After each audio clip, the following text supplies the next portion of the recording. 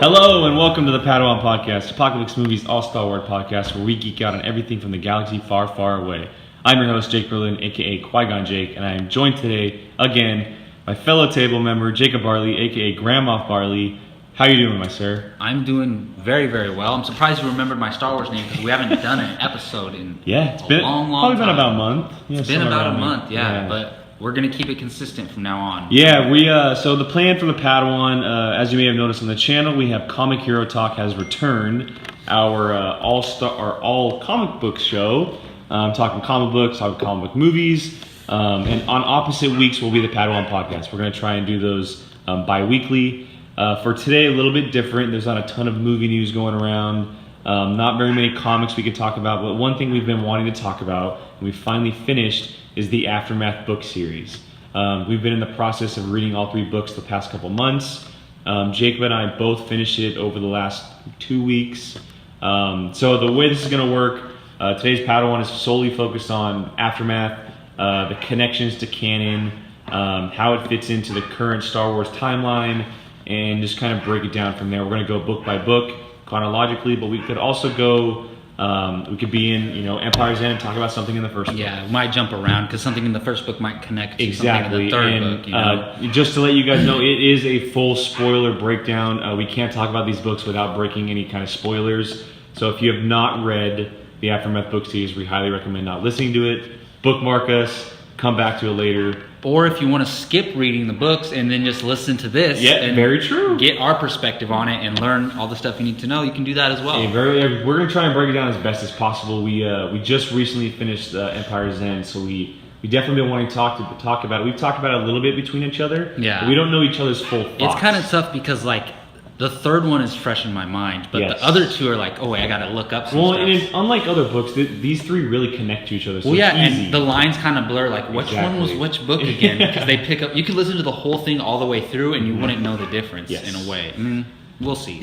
So, let's get going. We're going to start with Aftermath, the first book in the series. Aftermath. Just Aftermath. The other 2 have little subtitles to them, but I think we both agree this is probably the lesser of the 3. Yes, definitely. Story-wise, it's more of an introduction into everything that's going on, and I think it does its job by doing so, setting up the next 2 books. But it definitely takes a while to get going. Yeah, for sure. There's stuff at the end we like, but Jacob, thinking about Aftermath, the first book, what really stood out to you from the first book of the series? Okay, well, I should say that listening to the second 2 books made the first one better because I didn't really attach to Nora or Temin or Sinjir or Jazz in the first book, but by the end of book 2, I'm solely invested in all those characters. So listening to the second 2 makes the first one better.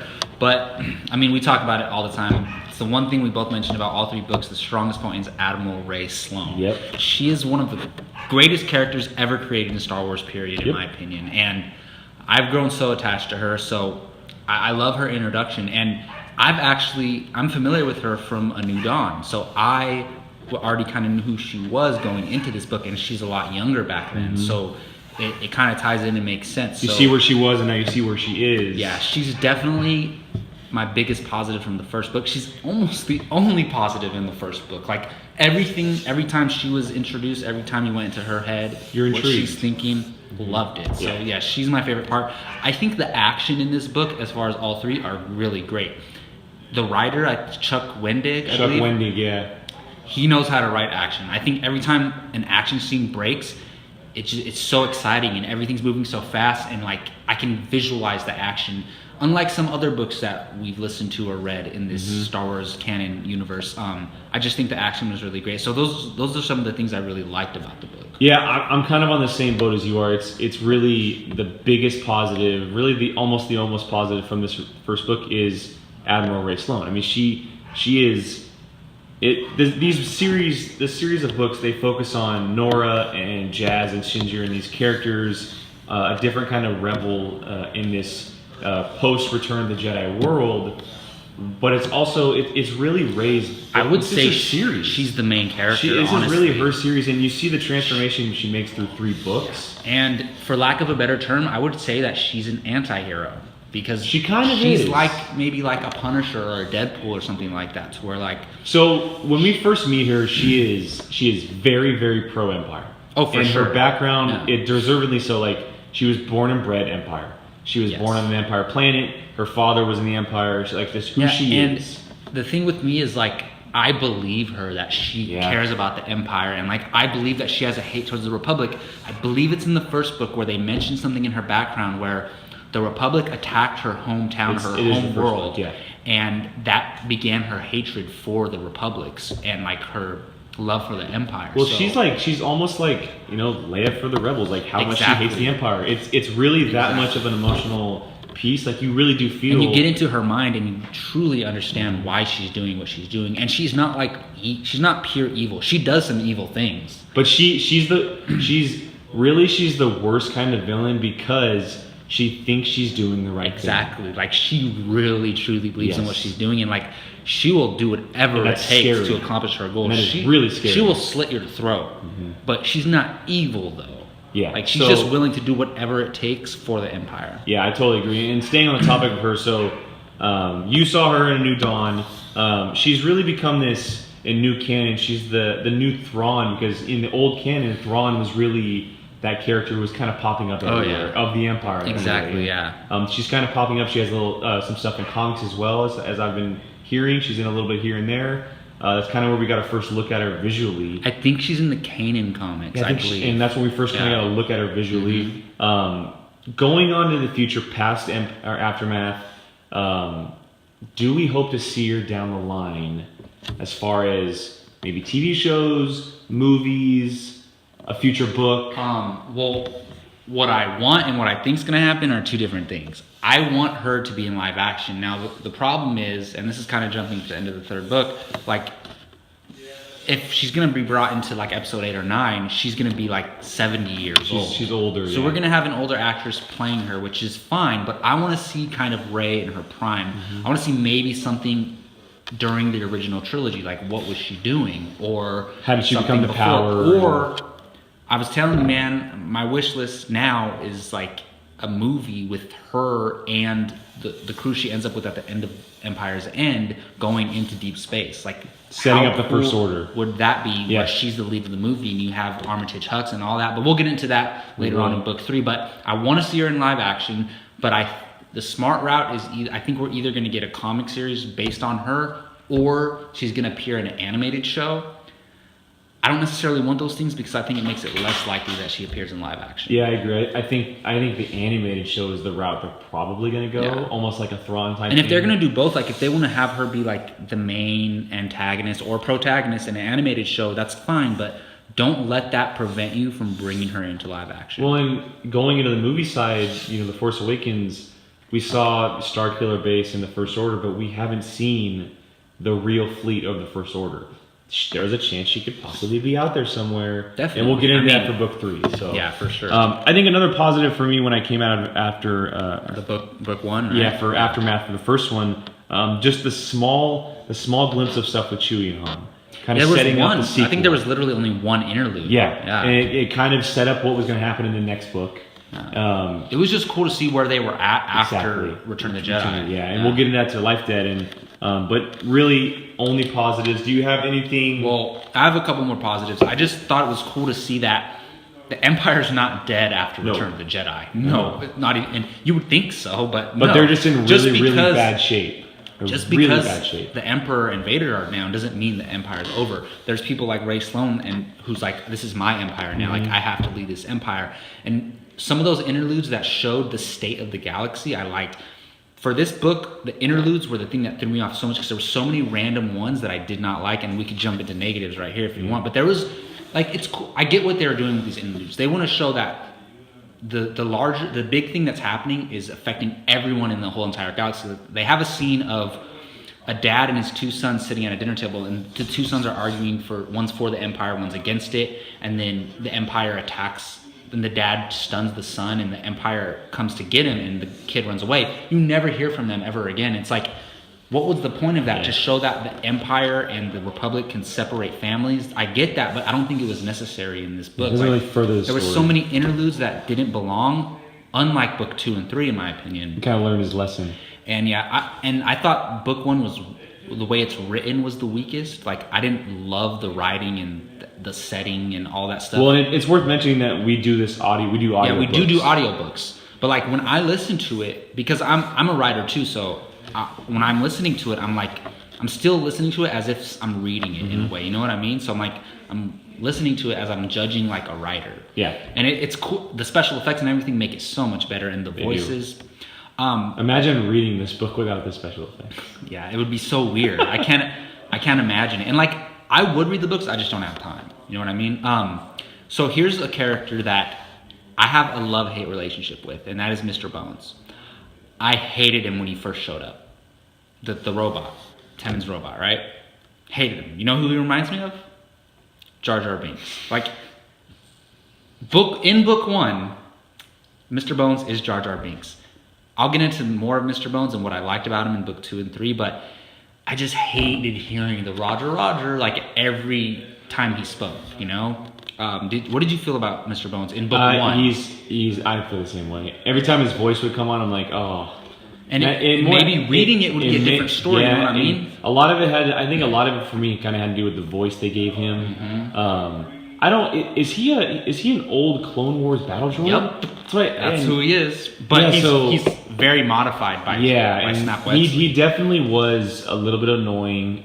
He gets better. He becomes a big part going forward, but in the first book, for sure, I totally feel you were coming from on that one. So yeah, and I just didn't get attached to the team. Like by the end of book 1, I didn't really care about Nora. I didn't care about anything. I didn't care about Temin. I didn't care about Nora. I didn't care about Sinjir or Jazz. I was like, okay, but the only thing I cared about was Rey. I was reading these books to get to Empire's End, and the only thing I'll say about book 1 is at the end you get the tease of Gallius Rax. Mm-hmm. So he's a huge part. Yeah, so you have Rey talking to him at the end. You're like, who is that? Is that Snoke? You know. So, but overall, like I didn't love book 1. It's one of my least favorite of all the Star Wars canon books that I've read, and I've read about 8, I think, or listened to about 8.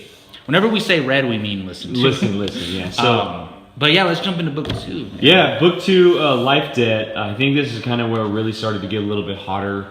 Obviously, the title, it points to something. It really focuses on Han and Chewie's relationship. It's really focused on... the life debt, that's where that comes from. Exactly, and it's a big part of it, if not all of it, is about Kashyyyk, which is Chewie's home planet. Them liberating Kashyyyk, yes, Chewie finding his family again. Yeah, so Kashyyyk is still one of the planets that is held by the Empire. Obviously, the Empire is not fallen, but they were pretty much beaten on Endor by the rebels, and now it's all about liberating Kashyyyk. You know, Han and Chewie's adventure there. Leia trying to do her part on the political side of trying to get the rebellion to liberate Kashyyyk. And just to start, the relationship between Han and Chewie again is just elevated. It's just elevated again. Like they're probably two of the greatest duo on screen. Period. Yeah. And having it in a book and having a book focus on them like this and such an emotional tug. Like usually the tug is Leia or Han or Luke.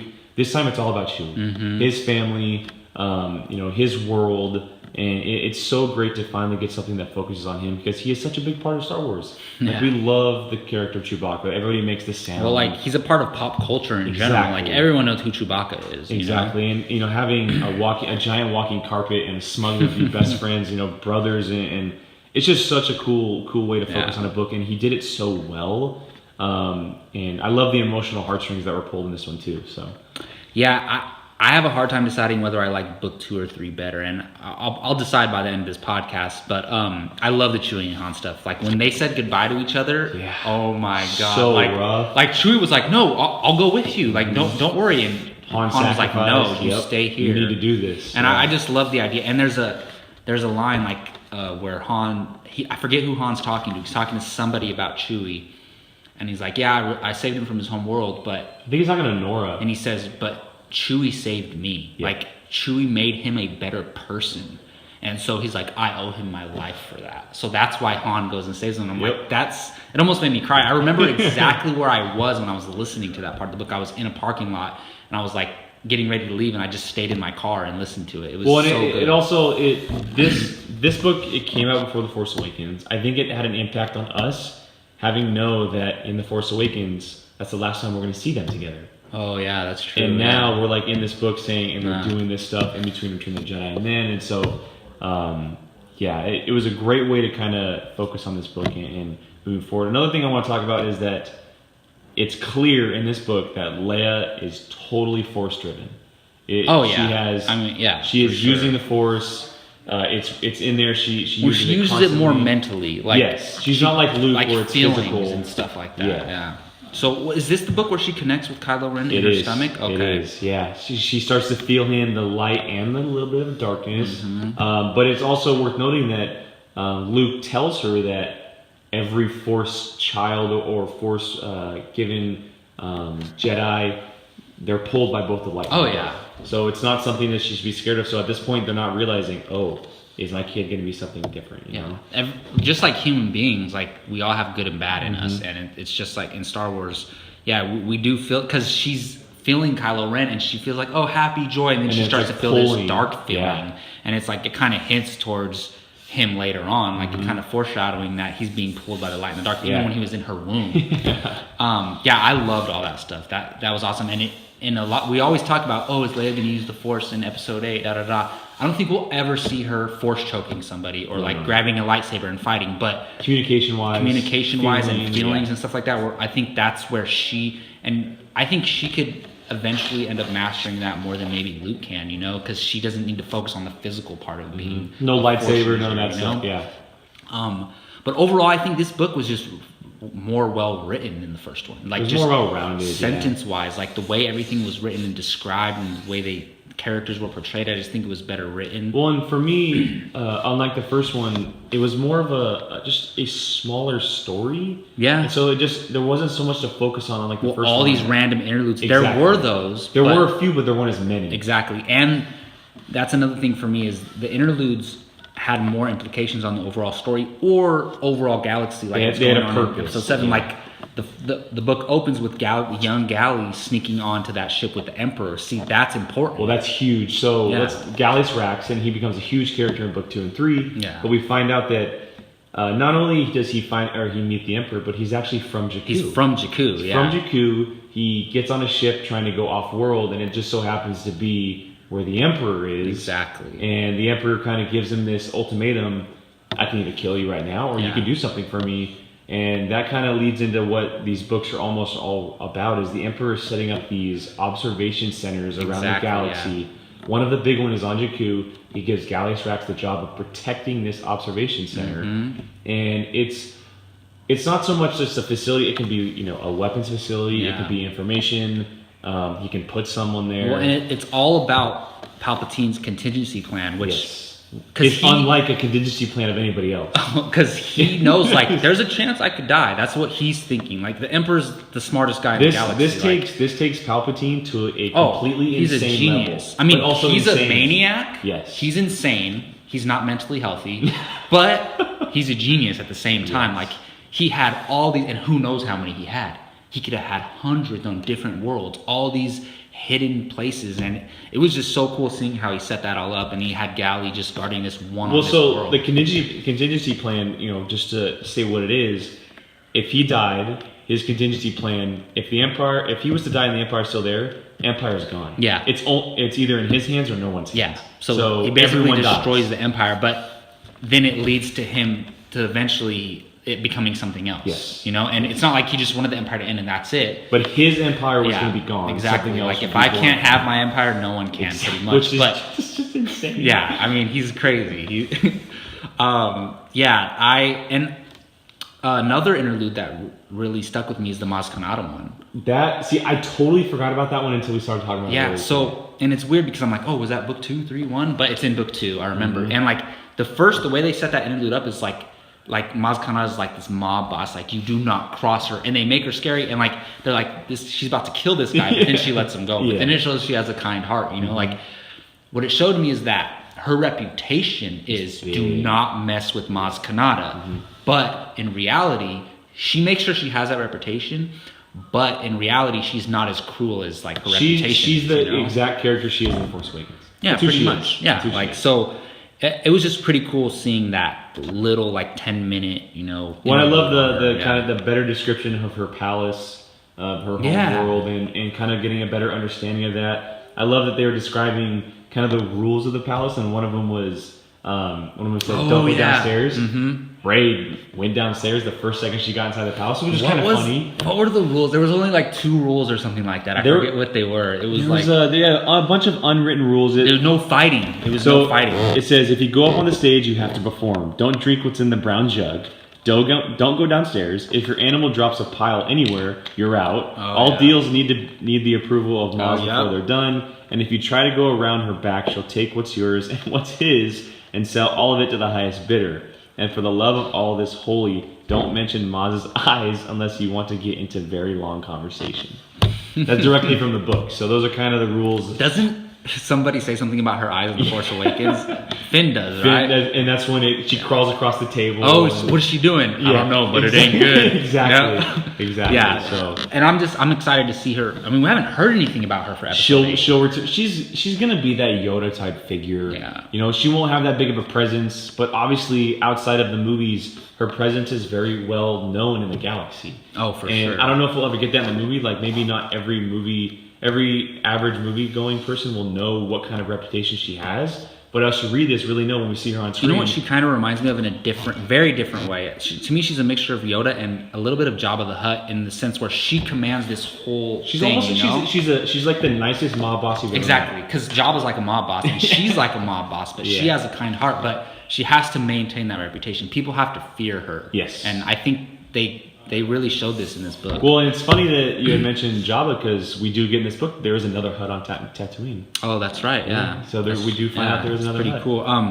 I love that. I think this is. I don't know if this is an interlude, but I think they kind of play it as an interlude, but it ties into the main story. There's one where there's a young a Wookiee walking around, and then he finds Chewie, but you don't know that it's Chewie at first. Yep. And then he's holding his son up, and it's like it's Chewbacca. And that I love that scene because Chewie has a wife and kids, and it's crazy. We do find out that Chewie does have a son, and Yeah. it was. I think we found out originally that Chewie had a son in the Christmas special, like all those years ago, and they finally kind of brought him back into the fold, which is kind of cool little connection there. Even though a lot of people don't like the Christmas special. How cool would it be to maybe see his son in live action? You know, like one day. You know, I would love to. Like, it's never gonna happen, but seeing there's got to be some kind of like political or power rise thing on Kashyyyk. Don't we see Kashyyyk in Revenge of the Sith? Yes. Yeah. And they're fighting the separatists at the time. Yeah. But I would love to see a movie focusing on Chewbacca where it's about his home world and the rise to power of some other Han Solo Wookiee. movie. We're gonna see Kashyyyk in Han Solo. Yeah, I think so. They'll never make a Chewbacca movie. That or a Han Solo sequel because that's we're what I'm only saying. gonna meet them. Maybe in Han Solo 2 they go like it's primarily set on Kashyyyk. How cool would that be? That would be really cool. I agree. Another thing from book 2 is Snap Wexley, and we kind of get Snap Wexley is Greg Guggenberg's character from The Force Awakens, one of J.J. Abrams' great friends. So he is in live action. He is in live action. Cool. He's an X-wing fighter, and Snap Wexley is his nickname. I forget is it Temin? His real name. Temin Wexley. And his mom is one of the main characters Nora. of this series. Yeah. But we kind of find out that he kind of comes under the wing of Wedge Antilles. Yeah, he's like his mentor. Yes, and that's awesome because Wedge is one of the greatest fighters exactly, ever. And Snap becomes a huge part going on. It's kind of cool to see where he started and where he ended in this series, but just another tie to live action movies and going forward, and hopefully then that didn't mean bad things for Wedge going forward. Yeah, with we Prime. haven't seen him. So who knows? There's a couple moments throughout this trilogy where I thought Wedge was going to die. I thought he was going to die in book 1 when Sloane messed him up. I thought he was going to die in book 2. He kept getting his butt whooped, dude, just all over the place. And his heart too, by Nora.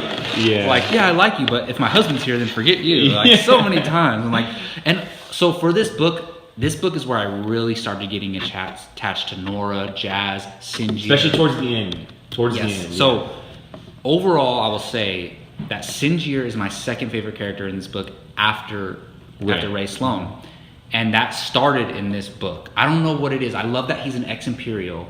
And I love his skill set, how he can torture anyone and get them to say anything. And at the end of this book, and he kills somebody because they hurt his friends. He's like, I forget what he says, but he says like, I don't care what you do to me, but you did one thing, you hurt my friends. Yes. And he straight up brutally murders somebody. I'm like, that's scary, but I just like his character overall. That's a true rebel if you really think about it. Like that's a rebel. Like rebels are the friend. But it also showed how much, because he didn't have anybody before that. Like he worked for the Empire, but he didn't have any family, no friends or anything like that. And he finally became family with them, and it just showed how much he cares about them. No, which I really a very strong character, and the relationship him and Nora have. Oh, that's great. Back and forth. They're really like strong best together. friends, and like I love how by the end of this book he'll do anything for any one of those people, and he was one of my favorite characters. Like I like Jazz and Nora and Jom. Jom was cool. We'll talk about Jom in book 3 more, but how'd you feel about Jom? Because he's introduced in book 1, but he's a part of the crew in book 2. To me, he kind of felt like a fake Han Solo. In a way, he had that aspect. I didn't hate him, but I didn't like him. Like I was just kind of in between on him. He didn't really make or break the story for him. I guess you could say. I mean, he was cool. He's a cool addition, but he does have that Han Solo aspect to him. To me, he didn't really add anything to the team that like they didn't already have. Exactly. I mean, unless he's just another piece. Yeah, but I don't hate his character. He just wasn't like one of the highlights to me. And then we could talk about him and Jazz, their relationship. I didn't mind it. It was kind of cool. I want to see what Jazz looks like because she's an alien. Yes. And he's human, I think, right? Yeah. So that's interesting to me. Like how alien is she, or she just kind of minor? Well, she has horns. We know that. Yeah. When she rips her horns off in book 3. So overall, and I liked Bones more. As the books went on, I started to like Bones more. And I have this one thing about Bones. It's not him, but it's what they do with him. I'll talk about it in book 3. But, I can mention, they keep teasing us with him dying. And then by the time in book 3, when he gets in another situation where he might die. Yeah, exactly. Yeah. And so every time Bones is in danger, I never worried because every single time he gets injured, they saved his brain and they rebuilt him every single time. And then when he officially dies, you're like, he died. Because I already had that. The first time he died, I was like, he sacrificed himself. That was a good death. Oh no, he's back. And they did it like 3 times. I'm like, stop doing that. Well, it happens so many times, whether it's Crywolf or whether it's Gareth Edwards and his Godzilla stuff. Yeah, it's like, come on, stop teasing it. Just do it. But for me, what took this book to the next level is the attack on Chandrila. Like, so Rax sent. Well, first off, Chandrila is like that's like the main political planet. It's the main political hub. It's before Hazian Prime became Hazian Prime. Yeah, so Mon Mothma is like the leader of the Republic at this point, and it's where all the politicians are. They're having a celebration. She's the new chancellor. Yeah, is it Liberation Day or something like that? Liberation so they're Day, throwing the celebration, and Gallius Rax has this whole plan set up to where he has these chips built into these slaves that escaped, which he planned for them to escape from Kashyyyk and end up on Chandrila. And the thing is that Sloane is not a part of this plan. Well, she is, but she doesn't know she is. Yeah. And the thing that got to me was the Sloane and Adia thing. Her assistant, right? Because she, several times throughout the series, they're like, she looks at her like a daughter, like the daughter that she never had. And Sloane could never have a family. So this was her family pretty much. And Adia turns against her, and she was with Rax the whole time. But we did find out that Rax was sleeping with Adia and stuff like that. So Adia... Dude, Rax, I want to see that guy in live action because he seems worse than Han Solo. Yeah. Like, he's just a foul mouth. Just bad. So, so Adia's like, you're going to join us, and then Sloane takes Adia out. And then all the events that unfold after the attack takes place, I loved all of that. And the way this book ends, it kind of ended like... in a way like Empire Strikes Back, where the bad guys got the last part, and how what's Temin's dad's name? Brenton, how he did that, and like how he plays this huge part in the 3rd book. How it set up book 3. I just love that whole attack, and I was like worried for Mon Mothma's death because we don't know where Mon Mothma is. We don't know when she dies or if she did die yet.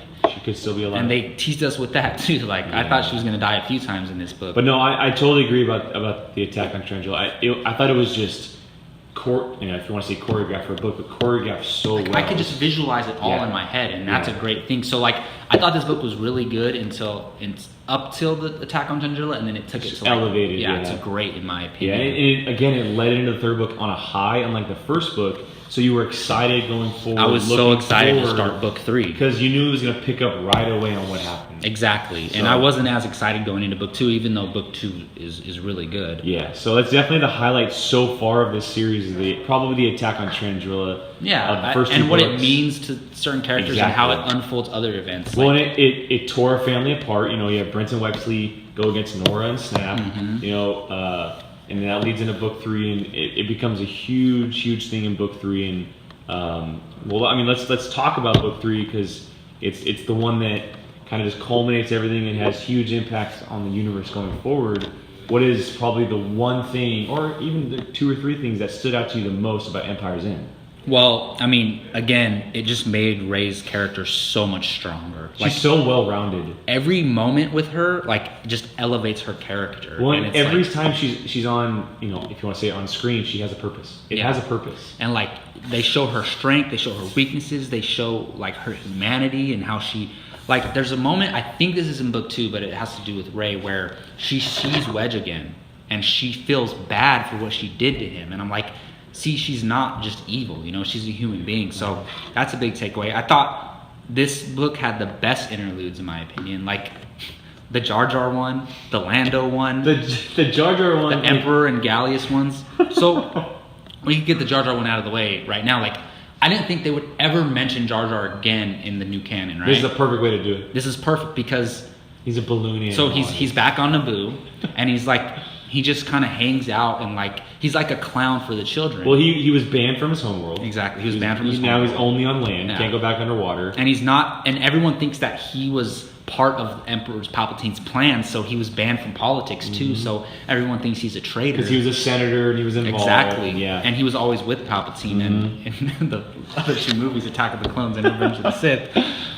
Senator Jar Jar Binks. I know, right? And then in Clone Wars, the TV show, my Senator God. Binks. But anyways, they handled it very well. They did. And you know, props to Chuck Wendig for doing that. They gave him the perfect setting. A character. He's how jokey he was from the original movie or the prequels. He now creates balloon animals for kids. Well, what he says is like, he says none of the adults talk to him.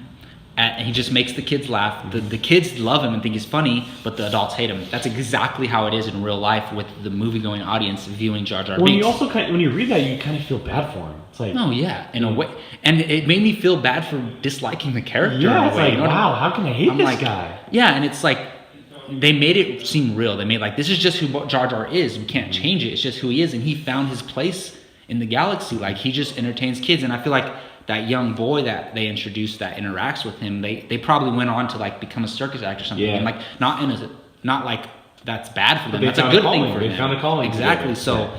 I see that's where the interludes just kept getting better and better. Like, they sucked in the first one. They got pretty good in the second one. They got great in the third one because that changes a character. Like, it makes me not look at Jar Jar as bad. Just 10 minutes from a book, you know? So I really like that.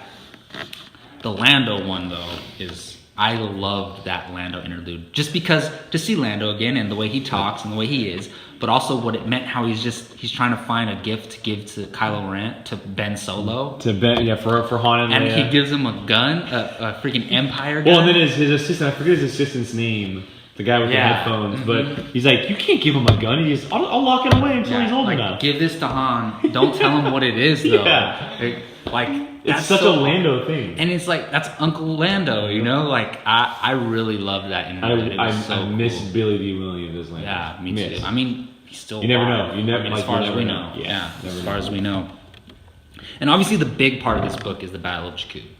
Like, it's the climax. It's really the climax. This is what this all was leading to. And it has a big implication on The Force Awakens because leading up to The Force Awakens, we heard so much about the Battle of Jakku. That's why that Star Destroyer is on the Battle of Jakku. That's why the AT-AT that Rey lives in is a product of this battle. So, well, and also, just a little side thing, but the helmet we see Rey put on in The Force Awakens from her AT-AT, they mentioned that squadron in this book. Do they? I forget the name of it, but they mentioned that squadron. It's a nice little tie-in that they're doing there. So yeah.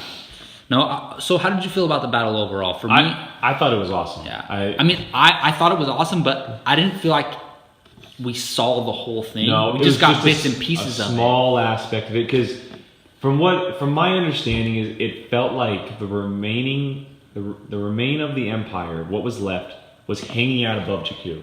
Yeah. And there's no way it's just that part of the battle. Like, it had to be going all over the place. Oh, for sure. All over the place. And it's hard to do that in a book. Like in a movie, you can show a lot more than you can in a book. And it was smart of them because our characters were only in that aspect. Mm-hmm. So why focus on anything? Yeah, exactly. Chuck did a very... They're not just going to show like random stormtroopers fighting. They did a very smart thing of just warriors, focusing on our characters rather than everything else that was going on. But there was some really cool moments in the battle. Like when that one general, I forget her name, but she goes and she connects to the Star Destroyer, and she's the one who brings it down. The tractor or whatever. The tractor beam or the cable or whatever it is. And they explain it so well. They're like, even though this ship is so much smaller than the Star Destroyer, the weight it can pull is so strong. Mm-hmm. So she connects her tractor beam to it and pulls it down. And it's like that thing crushes on Jakku and kills so many people. Well, and like when Temin is in his X-Wing and he gets back in his X-Wing. Pretty sure that's the destroyer we see in The Force Awakens, correct? Mm-hmm. Yeah. I believe so, yeah. Yeah, I mean, it's really cool. You see Snap for the first time really embracing his calling as an X-Wing fighter. Yeah. Again, you kind of see Wedge just and it makes his character so much more cooler, because how old is he? Like 12 right now? He's like 12 to 15. And he's like fighting in this war.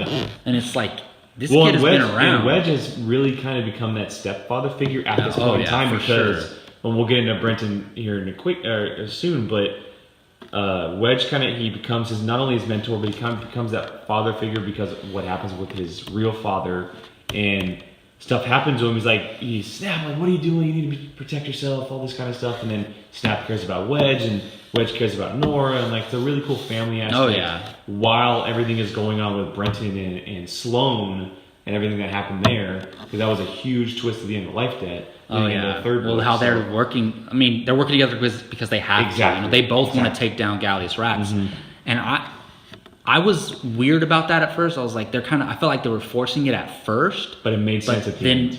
Throughout the middle of the book, I'm like, oh, this is really cool, because they're both seeing different sides. Like, she hated the Republic and the Rebellion her whole life, and he probably hated the Empire his whole life, and they're getting different perspectives, and they like really grown. They ended up like building this really cool relationship by the end of the book. Yeah. And like unexpected duo. Yeah, for sure. And like there's certain points where you're like, oh, she's this strong woman and he's like this weak guy, but he like helps her get out of the cuffs. He has really good things about him. Yeah, exactly. And then and he sacrifices himself at the end of the book, which was a shock to me.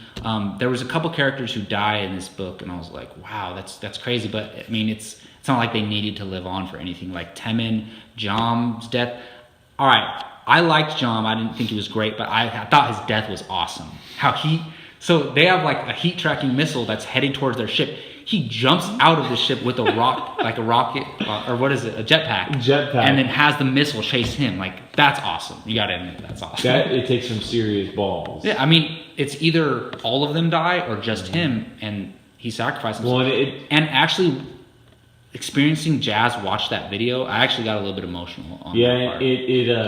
It kind of just expresses like the kind of times that they were in. Like, the forces were so minimal. Like, they didn't have a lot of people behind their side or on their side, so they had to take every step they could. And it would just so happen to be that Jom takes a jetpack and becomes a heat seeker for a missile. You know, I mean, and what a way to go! If you want to go, why not? I mean, and the thing is that he went there to go save Jazz. Yeah, you know, which is I ended up being like, pretty much, I liked their relationship. You know, it was a cool little side romance where like we're not getting a lot of romance in this book. That was like the biggest romance in the book. I mean, we had Singer with his guy, and then we had, you know, Nora and Wedge, and then Nora and her husband. But this was like the biggest romantic relationship. And it wasn't too much. Like, it wasn't overloaded, not at all. Which is, sometimes you don't want to do too much of that. Yeah, you know? and they're not main characters. They're not the people. I mean, they're in the crew we're following, but they're not Nora or Brenton or Snap or whatever it is. So it was good that they kind of just I would have hated to see Ray Sloane in a romantic relationship. And they just touched on it. They touched on it here and there. It wasn't every second or whatever it was. So it made for a nice relief on everything else that was going on. Yeah. So I mentioned earlier Bones' death. So by like several times they tease us that, oh, Bones is dead, and like they rebuild him. And then in this book, I like the way, like, the way he saved Temin, and then the way he's. So I really thought like the way they described Bones fighting was really cool. Like I was like, I want to see this in live action, especially like, as a battle droid. Like just don't talk. I just want to hear you fight. Like I didn't really like when he talked, but I loved like the action aspect of Bones. Yeah, and then, but when he died, I didn't feel it because, like I said, they cried wolf way too many times. Yeah, I felt the same way, but I felt something for Snap. Yeah, exactly. When I feel Snap it, yeah. cried out because of what happened, that's when I felt something. I didn't feel anything when he died, but when Snap came involved or started to be involved, that's when it really kind of hit. Well, you know what? I thought I was thinking he's not really dead. They're gonna save him again, but it made sense because like I feel like if Bones was still alive, I feel like he would be right next to Snap in this. Yeah, because he's a droid. He's exactly. not going anywhere. But I did feel it for Temin. I felt that emotion when he reacted to it, though. And every other time Bones died, quote unquote, he was like shot up or torn apart. He was never just exploded. And this made sense. He was just blown out of thin air. So there's nothing you can recover from that. How interesting would it have been to see a battle droid in The Force Awakens? I mean, what if he was just standing in the background? Like that would battle have droid cool. from like the Clone Wars. I wouldn't mind seeing him in live action. I think he would talk differently because this is just the guy doing his voice. Yeah. But I could do without the Roger every time he talked. Oh my god! But they were kind of making fun of it in a way. Yeah, I mean, so why don't we get into a little bit of the First Order stuff? That this is kind of what it all comes to with this book. There's all kinds of pieces we can go to. We can go from the acolytes and the Church of the Force they talked about to Rey and Gallius Rax, and then we haven't even talked about Yukteshu yet. Yeah. And his impact that he had.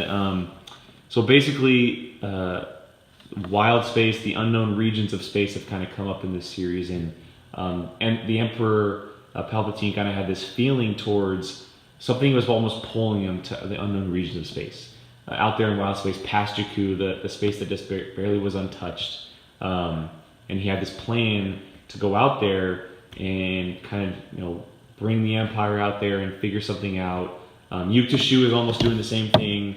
I believe it's Yukteshu kind of bringing stuff, creating a little bit of the Empire / First Order. Oh yeah, I mean, well, he was like the Emperor's like main consultant, but he was always like he believes too much in the dark side to where like that's all he cares he about. Like worships it. Yeah, like and he's in charge of the acolytes the acolytes, I should say, and like they worship the dark. And there was something that really made it interesting is he's saying that the masks the parts about the masks and the relics that hold the Force in the dark side.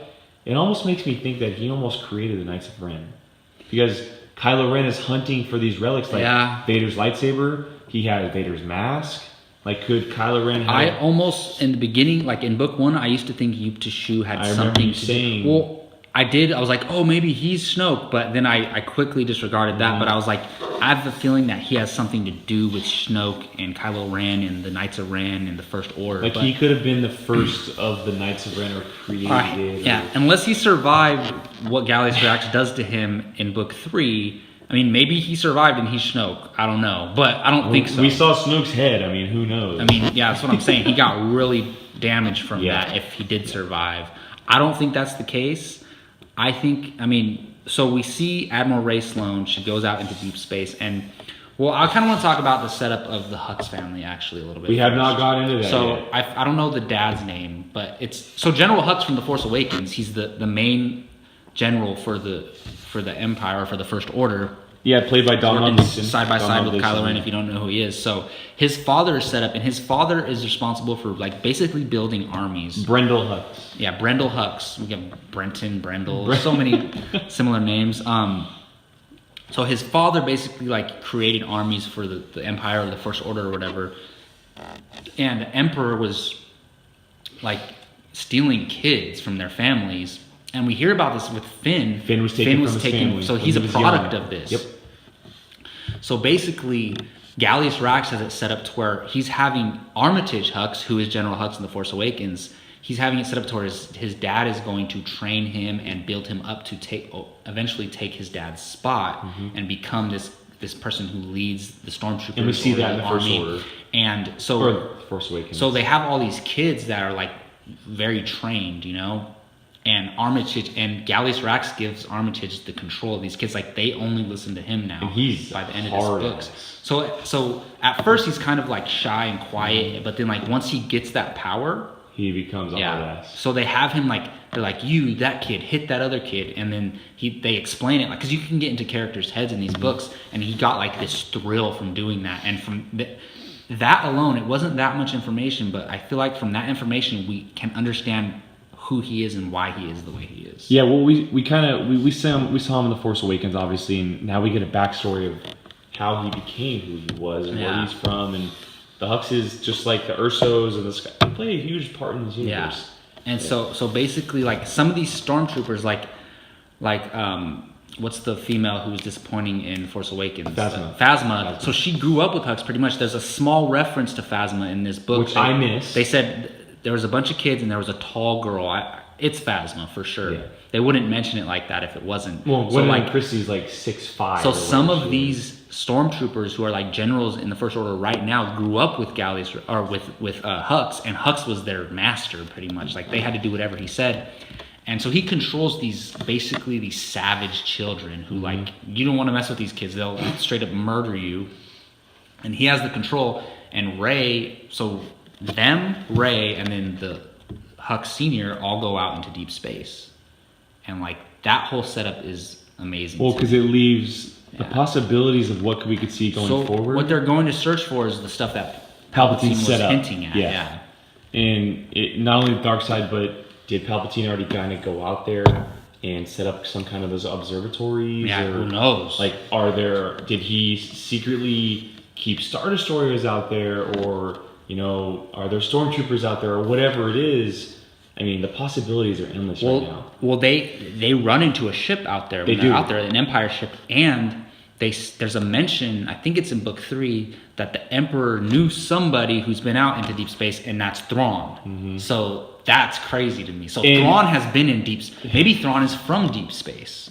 I would think he would be because of the way he looks, and nobody else looks like that in the galaxy. So his race could be from deep space. And there's also the theories, obviously, that maybe Snoke is from deep space as well. So that's what I was getting at. I think, so we've had all these theories, like, is Snoke Gallius Rax? Is Snoke Yu Peshu? Is Snoke Mace Windu? Is Snoke the Emperor? Is Snoke Anakin? Like, after this book, I'm confident in saying that Snoke is just Snoke, and he's from the outer regions of space. He's from, they call it the unknown regions, deep space. I think that Rey and the Huxes and the young little stormtroopers, they all find Snoke, and then they bring him back to the galaxy. And here's the only confusing part, is that Snoke says he's been watching everything, and he knows, maybe he's just knows the story of the Skywalkers and everything. So does he have like a TV that gives him, like, he gets to watch the news feed? I don't know. Like, maybe he's been in contact with Palpatine this entire time. Maybe maybe Palpatine was taking orders from him. That's very possible. Because Palpatine, you know, he was so invested in deep space, the unknown regions, building stuff out there as kind of a contingency plan. So, you know what element I loved about that? I love how Rax thought, he didn't just blindly follow the Emperor. He believed the Emperor was right in certain elements, but he thought the Emperor was crazy for believing in the dark side. And the way they explained this was so brilliant. They said, Rax thinks that the Emperor is crazy because he thinks just because the Emperor has this power of the dark side, he thinks that that's all the galaxy is all about. Like, everyone should bow to the dark side just because I have the dark side. I can control the dark side. And they compare it to, just because someone could create fire doesn't mean that fire is the end-all, be-all, all power of the universe. And do you remember that part of the book? I love the way they explain that. Yeah, it again, Chuck Wendig, he, just as a writer or a director or a screenwriter he got better as he went along. Oh, definitely. And he listened to the critics, because I remember when Aftermath came out, people were like, you know, pitchforks, you know, because it was supposed to be this big book. It was the book. Go into the Force Awakens. I bought it. I have the physical book. It was the book they were pushing into the Force Awakens. You know, they were so excited to release it, and then it was a dud. And I'm excited. I'm happy that it just got better. Well, I think he was like, "Oh, you guys didn't like that book? All right, let me show you what I can really do." You know what I mean? Like, and then because I think I think I maybe like this trilogy more than you do, but I think 2 and 3 are far superior to 1. Yeah, you do like it more than I do, but I appreciate what had happened into it because of what it means. Yeah, for and sure. I appreciate them, when they did the big things, whether it was the attack on Trandrilla or the Battle of Jakku, it was good. Maybe the other stuff outside of it wasn't, but the important stuff, that was good. And that's what really matters. Yeah. Because it paid off in the end.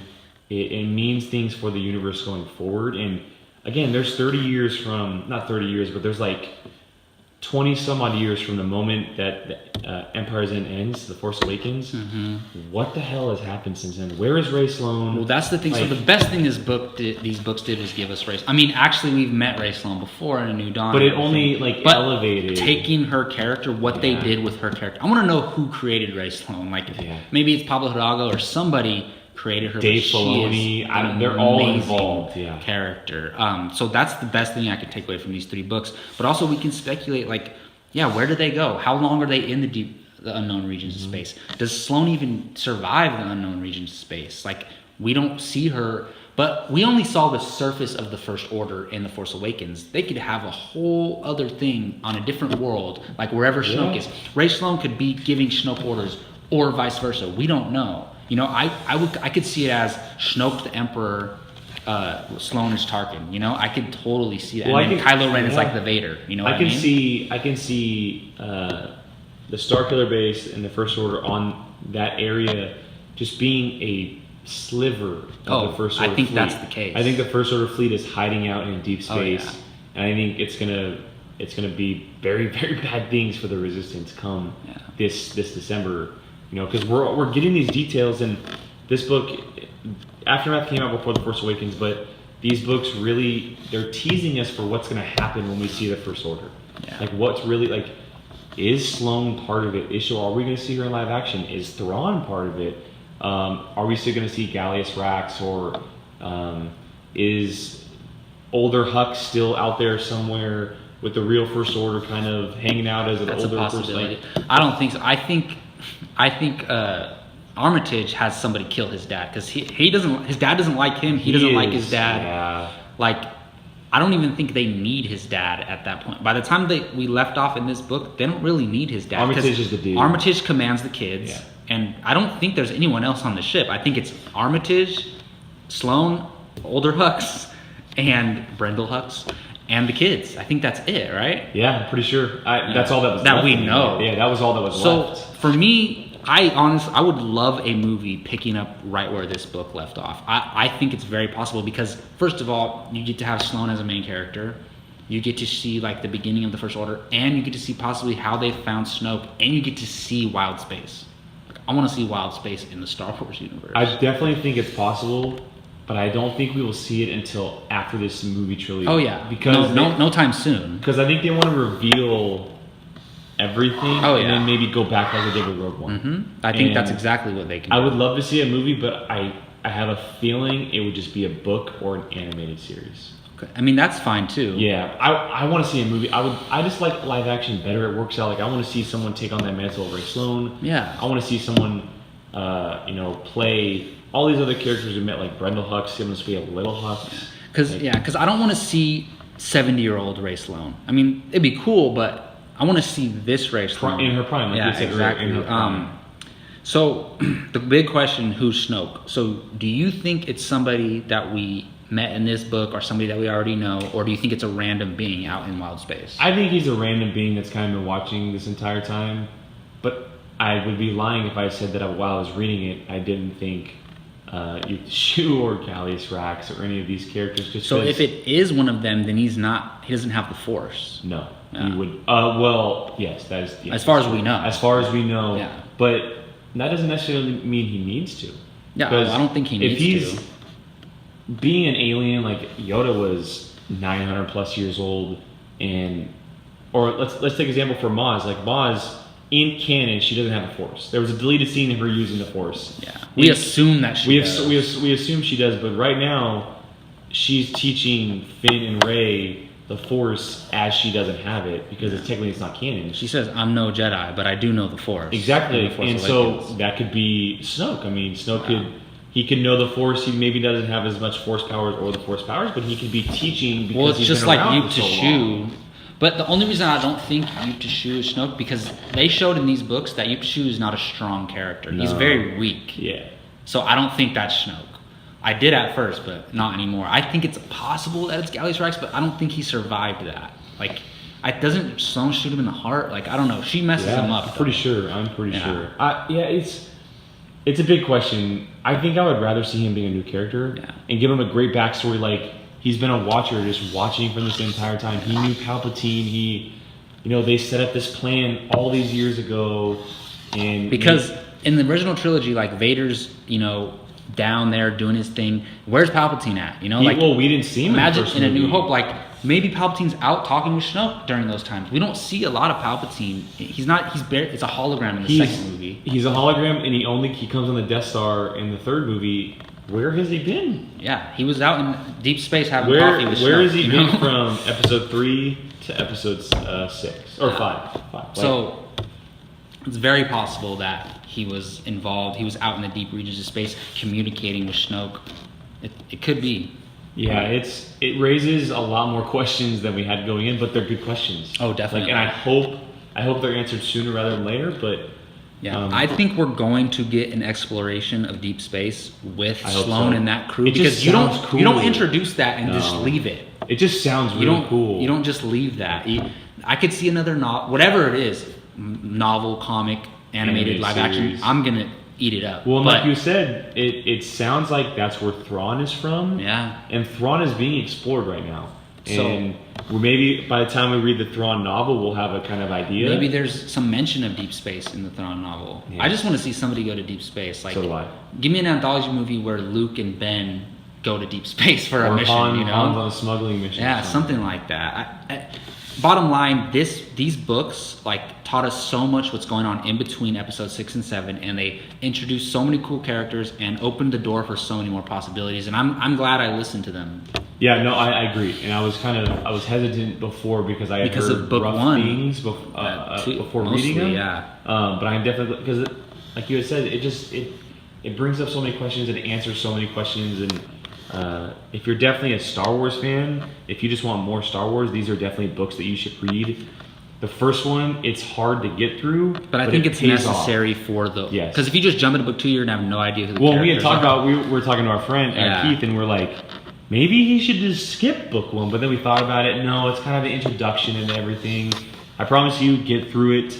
It pays off. Attack on Chandrila, the Battle of Jakku, Gallius Rax, Nora. Ray Sloane, Snap Wexley. Yeah, I think if you're a casual Star Wars fan and you don't want to do all of the books, I think these 3 are a good start, and they have the most connections to what's going on in the current Star Wars universe, along with Bloodline too. I think Bloodline is going to have a big part and have to do with Episode 8. Yeah, because that's where Leia started to build the Resistance as well. all of them are canon connected, but Bloodline and Aftermath, they have direct connections to the movies that are happening. If you're invested in the new trilogy right now and you're like you can't get enough of The Force Awakens and Episode 8, you should read this trilogy and then Bloodline if you can't get enough. Definitely. All right. Well, any last words on Aftermath before we sign off? No, I'm just Ray Sloane. Come on, give her to me live action. I mean, I can't say it enough. I'm a broken record here, but she's such an amazing character. Like already, just based on the 4 books that I've experienced her in,